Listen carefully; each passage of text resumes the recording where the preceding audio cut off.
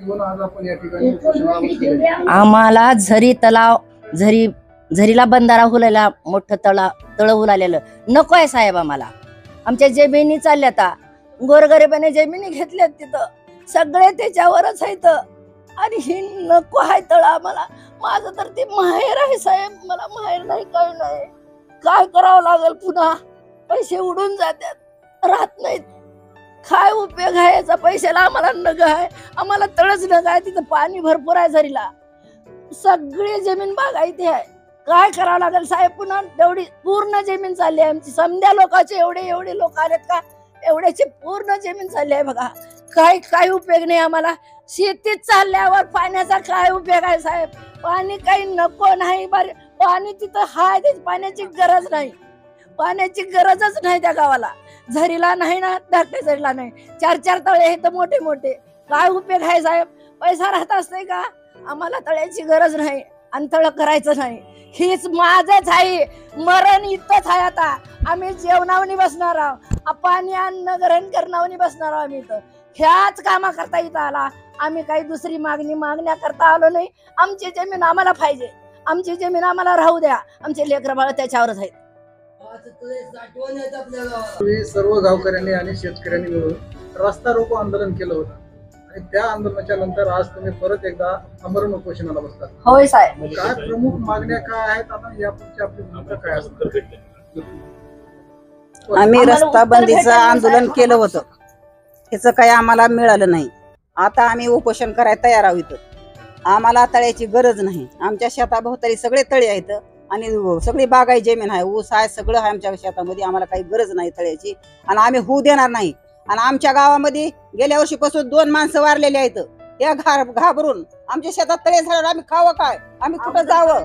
काय करावं? पण 2 माणसं साहेब वारलेले आहेत आमच्या गावामध्ये. आणि आता दुसरा पर्याय आहे, आमच्या गावात तळ्याला यायचं नाही. आम्ही येऊ देणार नाही. तिथं आम्ही मरायला तयार हवा आणि आम्ही जाणार बी नाही. तर आम्ही नेम ही काय घेतल्याशिवाय, कायद्यानं दिल्याशिवाय आम्हाला जाणार नाही. इथून आम्ही हलणारच नाही. आम्ही उपोषण केल्याशिवाय. हे सगळे लोक शेतकरी आहेत. एक तर ड्युटीवाला हा काय विचारायचं कुणीतरी, एक सुद्धा ड्युटीवाला नाही. सगळा आमचा व्यवसाय शेतकऱ्याचा आहे. आमच्या शेतात येऊनही आम्हाला तळ करायचं नाही. आम्ही होऊ देणार नाही तळ. कुणी जरी आलं तर आम्ही तळ होऊ देणार नाही. ह्याच्या पुढे काय होईल ती बघायला. मग आमचं एवढं तयारी आहे. आता आम्ही वाचणार नाही, तर मरायला तयार हवं. आम्ही पहिले सगळे तळे आहेत आमच्या शेताच्या भोवताली, सगळे तळे आहेत. मग आता तळे करून सगळं पाणीच करून खायचं काय सांगा? जायचं कुठं उठून? आम्हाला शेत नाही, काय नाही. पहिले शेतात तळ्यात गेलेले आहेत, त्याचा सुद्धा रुपया मिळाला नाही, काय नाही. हाय ती बी गेल्यावर काय खायचं मला सांगा? लेकरा बाळाने काय खायचं? लेकरा बाळी का काय सांगणार नाही तळ काय नाही. त्यांच्याकडे येऊ नये आमच्या शिवारात त्यांनी.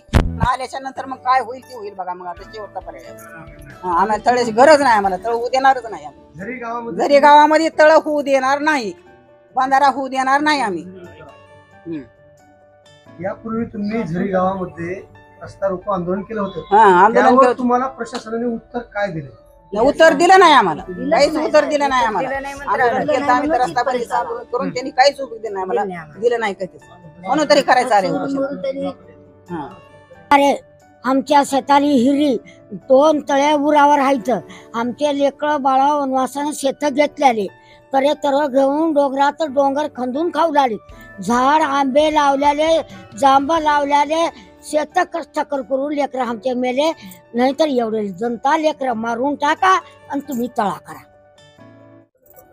हे भाषण आहे आमचं. आम्ही तळा होऊ देणार नाही, आम्ही येऊदार नाही. आमचे लेकरं बाळा जा कुठं भीक मागाय सांगा? मुंबई पुण्याला जाऊन घर खावलाले तर पोट भरणा गेले लेकरायचं. ऍक्सिडेंट होऊन लेकरं मरू लागलेत आमचे.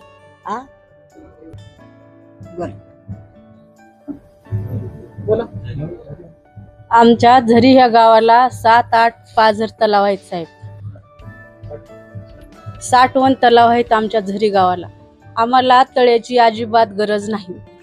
आणि ह्या पुढं ह्या साहेबांनी आमच्या शेतात मोजणी करायला किंवा कोणत्या तळ्याची आखणी करायला आमच्या गावापर्यंत यांनी पोहोचू नये.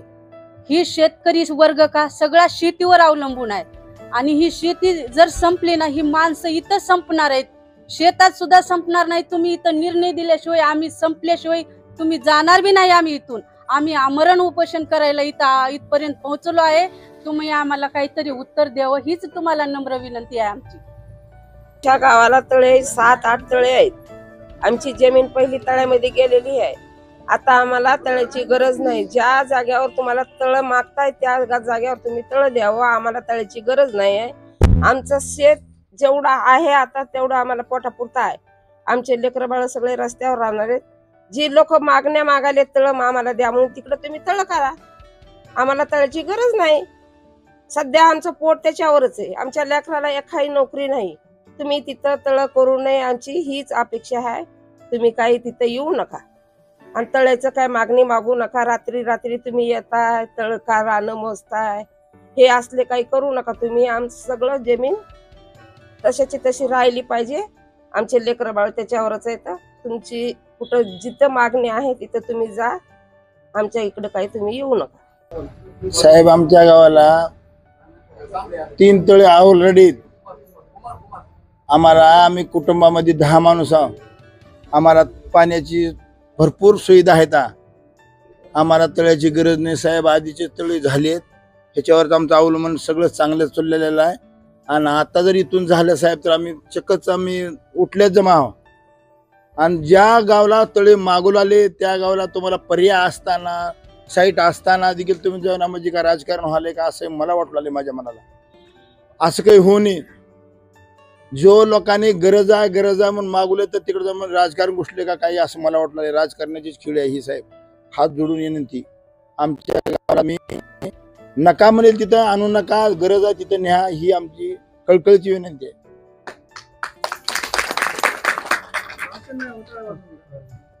काल आपल्या सगळं गावकऱ्याच्या वतीनं मुख्यमंत्र्यांना एक पत्र दिले तलाव रद्द करण्यात यावं. मुख्यमंत्र्यांकडून काय उत्तर मिळालं? आणि मिळालं नाही सर. आणि मिळालं नाही. आम्ही अपेक्षा करू लागलो त्यांची काय उत्तर येईल. प्रशासनाकडून काही सकारात्मक काही नाही सर. बघूच म्हणलंय. प्रशासन तुमच्या गावात तुम्ही नको म्हटलं तरी तळ करायला लागले. करू लागले. याचा अर्थ असा आहे की तुमच्या गावातल्या काही लोकांनी मागणी केली असावी ते तुम्हाला माहित नसेल. नाही करणारे करते सर. त्यांचं काही नाहीच मध्ये. त्यांचं नाहीच काही. ज्याचं जाते साहेब त्याने त्याच्यातला कोणी म्हणलाय का? नाही. जो नाही त्याला काय गरज आहे काय बी म्हणणार ती सर. मग ती राजकारण म्हणायचं. त्याचं नाव राजकारण म्हणायचं. असं काही नाही. आमच्या गावाला भरपूर पाणी आहे. लोक गोविंदा जगलेले आहेत. त्याच्यामध्ये काही अर्थ नाही. आता ही करणं आहे म्हणलं तर सर बघा आता ही आम्ही उभारला इथं. आम्ही काही तर त्याचा निर्णय घेऊनच जाणार नाही तर आम्ही इथं आत्मदहन करणार सर. उपाशी राहणार. पण बऱ्याच ठिकाणी त्यांनी म्हणले की ह्या गावाला द्या त्या गावाला द्या मागण्या येतात. पण त्या गावाला जाईना तर राजकारण घुसले सर. दुसरं काही म्हणणं नाही. कारण करण्यामध्ये कोणाचा हात आहे असं जो तळे जे त्यांनी मागून म्हणले की आता मागून कोण मागितले तुमच्या गावाला मागितले त्यांचा काय राजकारणाचा म्हणजे मंत्र्याचा असेल आमच्या गावच्या सरपंचाचा असेल. 3 गावचे सरपंच आलते त्या दिवशी आमच्या शेतात बैठक झाली. आम्हाला म्हणाले गावाला ही पैसे वाढवून द्यायला लावतो ही देतो असं काही तर म्हणून लागले. आम्ही म्हणलो आम्हाला तळच नको. आमच्यावर आधीच जमिनी गेल्या तर 10 रुपये देखील मिळाले नाही आधीच्या लोकांना. त्यांचे वडील जाऊन येऊन चक्रा करून मेले तरी बी आणि 10 रुपये आले नाही त्यांना. तेव्हा इथं काही जणांच्या जमिनी गेल्या. साहेब आमचं सर्व शेतकऱ्याचं असं म्हणणं आहे की सर्व प्रशासनाला सुद्धा आमची विनंती आहे. महाराष्ट्राच्या मुख्यमंत्र्याला निवेदन देऊन सुद्धा आम्हाला त्याचं काही उत्तर आलेलं नाही. परंतु आम्ही प्रशासनाला वेळोवेळी उपोषणाच्या माध्यमातून म्हणा रस्ता रोकोच्या माध्यमातून विनंती करत आहोत. पण त्याचं आम्हाला काही उत्तर मिळालेलं नाही. तरी प्रशासनाला या ठिकाणी झरी बुजुर्ग या परिसरामध्ये शेततळ करू नये. शेततळ करण्याचं काही कारण नाही. आम्ही गुणागोविंदाने सर्व शेतकरी आनंदाने जगत आहोत. त्या ठिकाणी आम्हाला पाण्याची काही आवश्यकता नाही. आमच्या शेतामध्ये विहिरी आहेत, बोर आहेत, सगळं आम्ही आनंदी आहोत. आमची रोजीरोटी जर ही सरकार काढून घेत असेल तर आम्ही काही गुणानं बसणार नाही. आम्ही उपोषण करू, वाटल्यास आम्ही मरायला तयार होऊ. परंतु शासनाला आमची विनंती आहे, या महाराष्ट्राच्या मुख्यमंत्री साहेबाला आणि या महाराष्ट्राच्या उपमुख्यमंत्री साहेबाला आम्ही या माध्यमातून अशी विनंती करतो की शक्यतो या ठिकाणचं त्यांनी तळ रद्द करावं आणि आम्हाला न्याय मिळवून द्यावा. एवढीच आम्ही सर्व शेतकऱ्याच्या वतीने आम्ही विनंती करीत आहोत. आमच्या झरी या परिसरामध्ये कमीत कमी 8 ते 10 पहिले साठवण तलाव आणि पाझर तलाव झालेले असताना सुद्धा आमच्या दोन्ही गावचा दोन्ही झरी आणि खुर्द आणि झरी बुजुर्ग या दोन्ही गावचा शिवार पूर्ण कमीत कमी 75% ह्या तलावामध्ये पहिलं गेलेला आहे आणि आता शिल्लक जे 25% राहिला आहे ते जर ह्याच्यामध्ये गेला तर बाकी ह्या लोकांनी जायचं कुठे, यांचा उदरनिर्वाह कशावर भागवायचा असा आमचा प्रश्न आहे. आणि कमी हे बागायत जमिनी पूर्ण बागायत जमिनी आहेत आणि पाण्याखालच्या जमिनी असताना सुपीक जमिनी आहेत आणि तेवढ्या त्या प्रकारच्या जमिनी असताना सुद्धा तिथंच करण्याचा असा एक हट्ट कशासाठी आहे.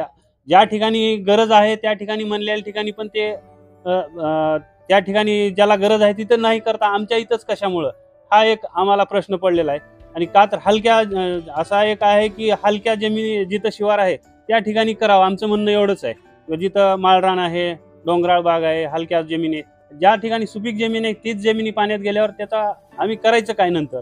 आणि कुठल्या सर्व्हिसला नाहीत, कुणी नाही, सगळ्याचा जमिनीवरच जे उदरनिर्वाह भागतो त्याच्यावरच अवलंबून सर्व शेतकरी आहेत आणि सर्व बागायती जमिनी आहेत.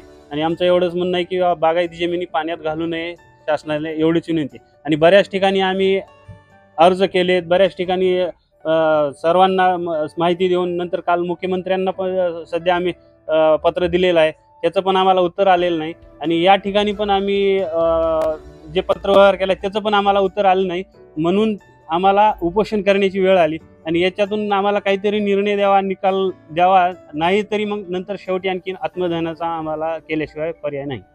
मी माझी लोकप्रतिनिधी आहे, त्यांच्या माध्यमातून तुम्हाला हा प्रश्न सोडवता आला असता, परंतु तुम्ही तसं केलं नाही असं वाटतं. आम्ही गेलो, त्यांना पण सांगितलं, आम्ही सहकार मंत्री बाबासाहेब पाटलांकडे गेलो, नंतर बऱ्याच ठिकाणी जाऊन अर्ज दिला, लेखी अर्ज सर्व काही दिला. त्यांना पण विनंती केली की साहेब आमच्या जमिनी सुपीक आहेत आणि तेवढं जे शिल्लक 25% जमिनी शेतकऱ्यांच्या तिथे राहिलेल्या आहेत तर ते तेवढ्या बचावण्यात याव्या. आणि ज्या ठिकाणी खरंच गरज आहे, बऱ्याच ठिकाणी डोंगराळ भाग आहे तिथं, तर त्या ठिकाणी करावं म्हणून आम्ही विनंती सध्या केली, पण तरी पण त्यांच्या